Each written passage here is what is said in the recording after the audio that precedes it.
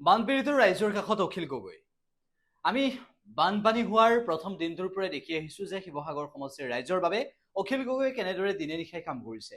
প্ৰতিটো পৰিয়ালৰ বাবে 1000 টকাকৈ দিয়াৰ অখিল গগৈৰ যি মিছন, সেই মিছন ইতিমধ্যে এক প্ৰকাৰ সফল হৈছে। আৰু কিছু লোক বাকী আছে, সেইসকলকো 1000কৈ প্ৰতিটো পৰিয়ালক আৰ্থিক সাহায্য অখিল গগৈৰ হাতৰ পৰা দিব বিচাৰিছে। আৰু এই ধন হৈছে অসমৰ ৰাইজৰ। অখিল গগৈ ইতিমধ্যে বাৰম্বাৰ কৈছে যে অসমৰ ৰাইজৰ এই ধন আৰু অসমৰ ৰাইজৰ ধন আগবঢ়াই দিছে শিৱসাগৰৰ বানপীড়িত ৰাইজলৈ। যিটো সময়ত শিৱসাগৰ বিপদত পৰিল, সেইটো সময়ত অসমৰ উজনিৰ পৰা নামনিলৈ, শদিয়াৰ পৰা ধুবুৰীলৈ, বৰাকৰ পৰা ব্ৰহ্মপুত্ৰলৈ প্ৰতিটো প্ৰান্তৰ লোকসকলৰ এটাই চিন্তা, এটাই তেওঁলোকৰ মাথো উদ্দেশ্য আৰু লক্ষ্য যে আমি কেনেদৰে বানপীড়িতক সহায় কৰোঁ, কেনেদৰে আমি শিৱসাগৰ, চৰাইদেউ, যোৰহাটক উদ্ধাৰ কৰোঁ, কেনেদৰে আমাৰ ভাই বন্ধুসকলক আমি উদ্ধাৰ কৰিব পাৰোঁ। এয়াই চিন্তা কৰিছিল সকলোৱে।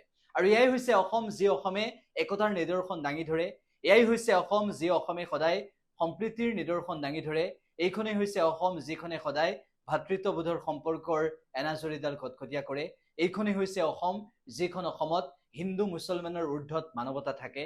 আৰু সেইখন অসমত নিশ্চিতভাৱে আমি এটা কথা ক'বই লাগিব যে শিৱসাগৰৰ বানপীড়িত লোকসকলৰ কাষত যেনেদৰে অসমৰ সহৃদয়বান লোক থিয় দিলে, এয়া নিশ্চিতভাৱে প্ৰশংসনীয়।